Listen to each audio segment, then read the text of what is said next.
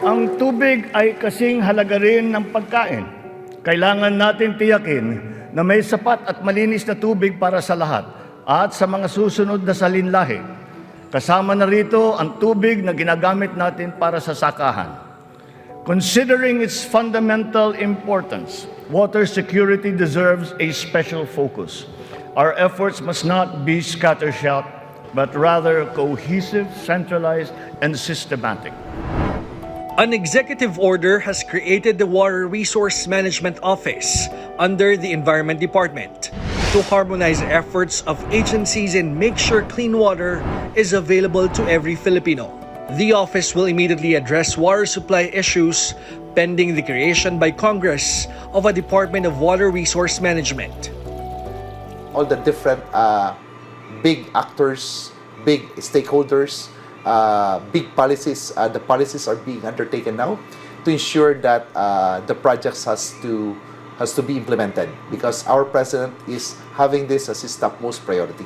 I think that move towards creating an apex body under the initially Office of Water Resources, will be a big improvement in terms of being able to more holistically and comprehensively plan sector needs, monitor the sector, regulate the sector.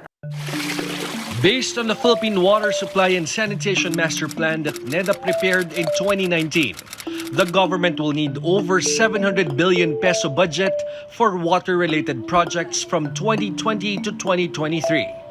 Clean water and sanitation is among the 17 Sustainable Development Goals, or SDG, a campaign among United Nations members to end poverty, protect the world, and ensure peace and prosperity for all by 2030. This year, the government has set aside 14.6 billion pesos for over 1,300 water-related projects nationwide. CNN Philippines requested for the total budget released for clean water and sanitation projects from 2019 to 2022. But the Budget Department only released a report for the Health Department amounting to over 14 million pesos. Because of the scope of the financing challenge, public-private partnerships can deliver improved water supply and sanitation services. But of course, the government needs to have the capacity to manage and regulate PPPs. Otherwise, they may fail to deliver on the benefits that we would expect.